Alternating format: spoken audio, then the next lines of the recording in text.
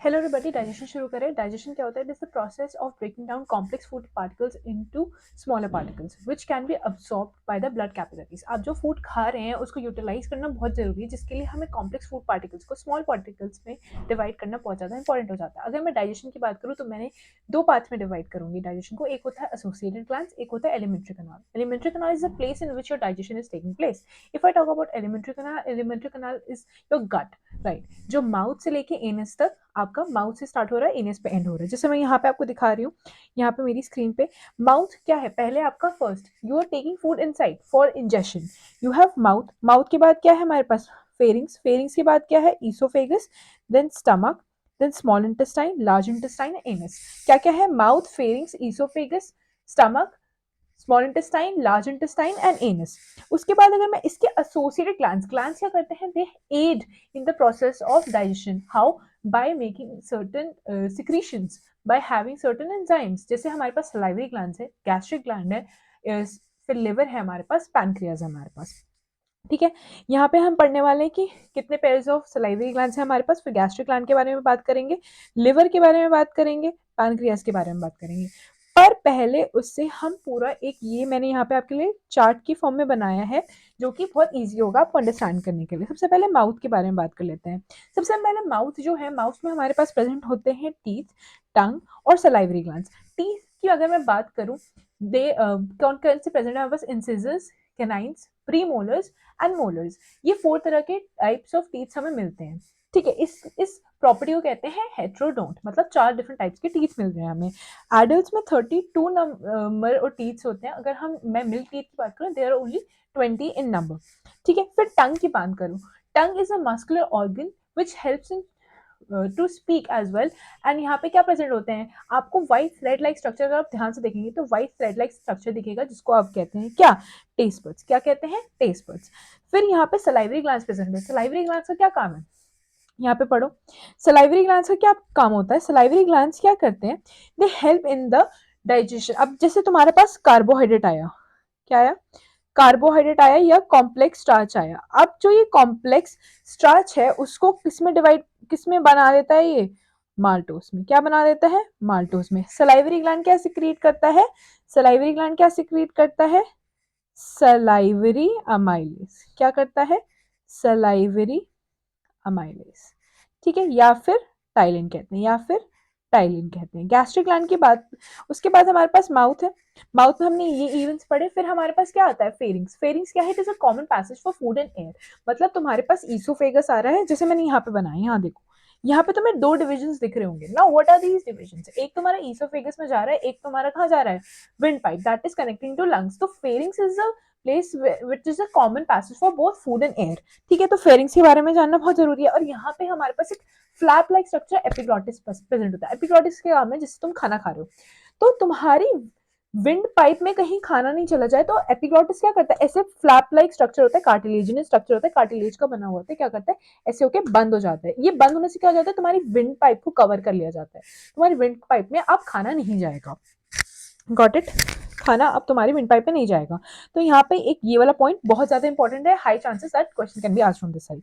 Now when we go to oesophagus, oesophagus में बहुत ज्यादा एक इंपॉर्टेंट इवेंट होता है। क्या होता है ईसोफेगस का इंपॉर्टेंट इवेंट हमारे पास? Peristaltic movement. Peristaltic movement. जो पेरिस्टाल्टिक मूवमेंट होती है वहां क्या होता है? Rhythmic contraction and relaxation. Now the food is going in a wave like fashion. Why is it going in a rhythmic contraction relaxation? Why?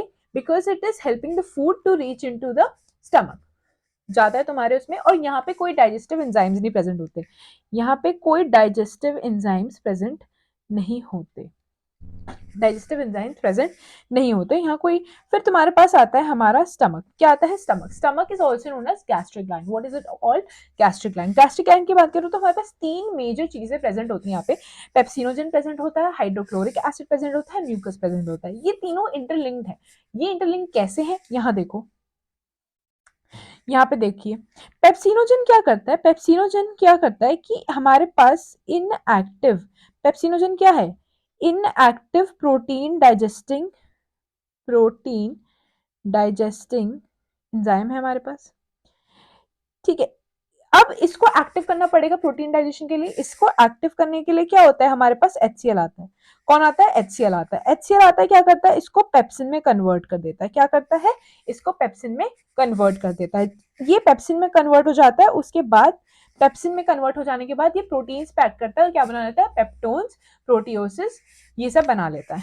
उसके बाद अब देखो HCl क्या करता है, HCl क्या करता है, ये एक्टिव पेप्सिन एक्टिव करता है किसको, पेप्सिनोजेन को एक्टिव करता है। फिर अब देखो hydrochloric acid is a very very very strong acid, it can have harmful effects on the walls of gastric gland which can also lead to peptic ulcers। अगर आपके HCl को कंट्रोल करने के लिए कोई फैक्टर नहीं होगा तो पेप्टिक अल्सर्स भी हो सकते हैं, ठीक है। तो म्यूकस क्या करता है, स्टिकी सा रिलीज किया जाता है, ठीक है, और ये क्या करता है, HCl के डैमेजिंग इफेक्ट से बचाता है। Prevents from damaging effects of HCl, ठीक है, ऑफ HCl। Got it. ये था हमारे स्टमक के बारे में। अब मैं बात करूं यहाँ पे स्मॉल इंटेस्टाइन की। If I talk about small intestine में क्या इवेंट्स हो रहे हैं, स्मॉल इंटेस्टाइन जो होता है हमारे पास, ये रिसीव करता है दो जगह से इंपॉर्टेंट एंजाइम्स को रिसीव करता है। अगर मैं बात करूं बाइल जूस, लिवर से हमारे पास क्या आता है, लिवर से हमारे पास क्या आता है, बाइल जूस आता है। क्या आता है लिवर से हमारे पास, बाइल जूस। ये बाइल जूस का क्या काम है वो समझिए। बाइल जूस क्या करता है, helps in the emulsification of fats. मतलब हमारे पास लार्ज फैट ग्लोब्यूल्स होते हैं, जो लार्ज फैट ग्लोब्यूल्स होते हैं, जो इसको कन्वर्ट किया जाता है छोटी फॉर्म्स में। किस में कन्वर्ट किया जाता है, स्मॉलर फैट ग्लोब्यूल्स में या ड्रॉपलेट्स में, या ड्रॉपलेट्स में इन्हें कन्वर्ट किया जाता है। ये अब इनका सरफेस एरिया जब छोटा हो जाएगा तो क्या होगा, इन पे जो डाइजेस्टिव जूसेस है जो इनको फाइनली कन्वर्ट करेंगे फाइनल प्रोडक्ट में, वो क्या होगा, वो उस पर अच्छे से एक्ट कर जाएगा। जितना छोटा सरफेस एरिया उतना अच्छे से एक्ट करता है कोई भी एंजाइम। तो बाइल जूस में यहाँ पे सिग्निफिकेंट चीज क्या प्रेजेंट होती है, बाइल जूस में क्या प्रेजेंट होता है, बाइल पिगमेंट्स प्रेजेंट होते हैं, या बाइल पिगमेंट्स कह रही हूँ, बाइल सॉल्ट्स प्रेजेंट होते हैं। क्या प्रेजेंट होते हैं, बाइल सॉल्ट्स प्रेजेंट होते हैं। ये बाइल सॉल्ट्स क्या करते हैं, ये फैट ग्लोब्यूल्स को ऐसे ऐसे करके पूरा कवर कर लेते हैं और इसको तोड़ते हैं छोटे पार्टिकल्स में या ड्रॉपलेट्स में। Now these droplets are easy to मतलब इन पे एक्ट करना डाइजेस्टिव एंजाइम्स का इजी होता है, क्योंकि इनके पास क्या होता है, स्मॉलर सरफेस एरिया होता है, जिससे इन पे एंजाइम्स का एक्ट करना आसान पड़ जाता है, ठीक है। तो अब क्या होता है, अब तुम्हें कभी भी कंफ्यूज नहीं होना है कि बाइल जूस गॉल ब्लैडर में होता है। नो, गॉल ब्लैडर क्या करता है, स्टोर्स बाइल जूस, पर बनाता कौन है, लिवर बनाता है, ठीक है। और उसके बाद फिर इस पे बाकी पैनक्रियाज के एंजाइम जो होते हैं, जैसे लाइपेज फैट्स पे एक्ट करता है, क्या बना लेता है, fatty acid and glycerol. Pancreas की बात करें, पैनक्रियाज येट अगेन बहुत ज्यादा इंपॉर्टेंट है हमारे पास ग्लैंड। पैनक्रियाज में क्या क्या प्रेजेंट होता है, amylase, trypsinogen, chymotrypsinogen, procarboxypeptidases, lipases. Trypsinogen को ट्रिप्सिन में कन्वर्ट किया जाता है, किस में कन्वर्ट किया जाता है, ट्रिप्सिन में कन्वर्ट किया जाता है, ठीक है। काइमोट्रिप्सिनोजन को भी कन्वर्ट किया जाता है, ये वाले रहने भी दोगे कोई बात नहीं।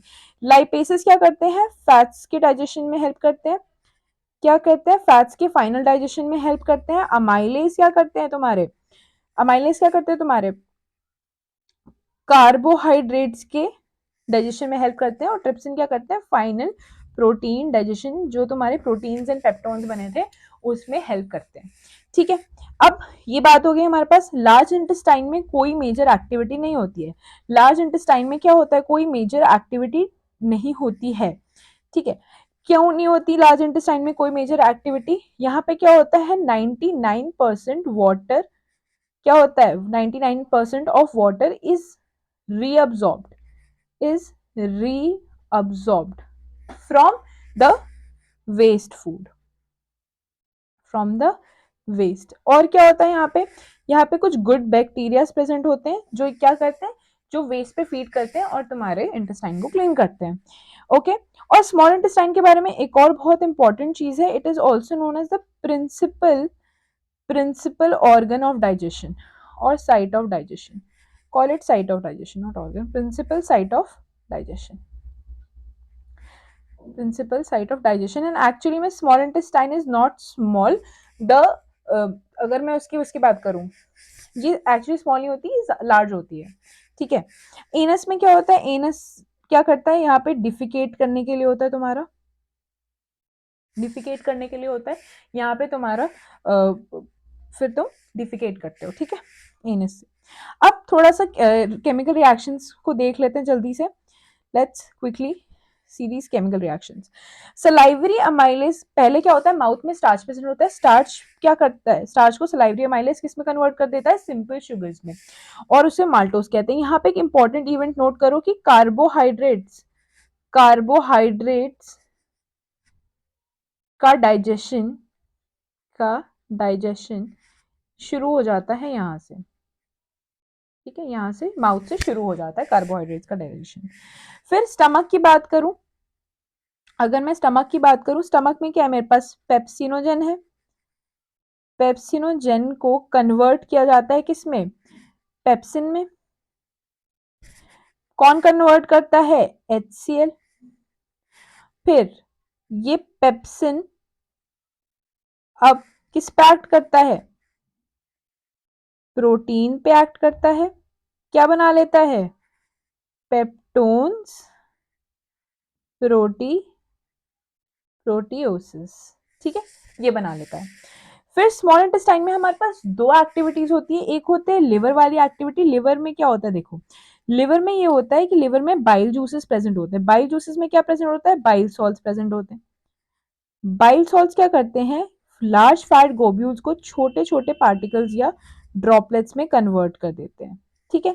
इससे क्या होता है, अब जो ये लाइपेस होता है जो कि एक पैनक्रियाटिक जूस है, ये आसानी से इन पे एक्ट कर पाता है और इनको क्या कर पाता है, फाइनल डाइजेशन इनका हो पाता है, क्योंकि जितना स्मॉल सरफेस एरिया होगा उतना बेटर होगा एंजाइम्स को एक्ट करने में, ठीक है। अब फाइनली क्या होता है, देखो ट्रिप्सिन को किसमें बना दिया गया, ट्रिप्सिन क्या, ट्रिप्सिनोजन बन जाता है, ट्रिप्सिन, ट्रिप्सिन और काइमोट्रिप्सिन, काइमोट्रिप्सिन, ये दोनों मिलके क्या करते हैं, प्रोटीन्स को क्या बना देते हैं, मतलब पेप्टोन्स वगैरह जो बने थे, फाइनली क्या बना लेते हैं इनको, अमीनो एसिड्स, क्या बना देते हैं, अमीनो एसिड्स बना देते हैं। अमाइलेज क्या करता है, अब जो तुम्हारा कार्बोहाइड्रेट्स को फाइनली बना देता है, फाइनल इनका डाइजेशन करा देता है। लाइपेज क्या करता है, फैट्स पे एक्ट करता है और क्या बनाता है, फैटी एसिड्स प्लस ग्लिसरॉल, समझ आया, फैटी एसिड्स एंड ग्लिसरॉल। और एक चीज और याद रखना, क्या चीज याद रखनी है, माउथ में जब खाना प्रेजेंट होता है, माउथ में जब खाना प्रेजेंट होता है तो उसको क्या बोलते हैं, बोलस, क्या बोलते हैं, बोलस, क्या बोलते हैं, बोलस। जब स्टमक में प्रेजेंट होता है तो क्या बोलते हैं, काइम, क्या बोलते हैं, काइम। अब जब स्मॉल इंटेस्टाइन में प्रेजेंट होता है तो क्या बोलते हैं, काइल, क्या बोलते हैं, chyle. Okay, got this thing. तो I have explained you pretty much. This was for the revision purpose. Thank you so much and please subscribe my channel.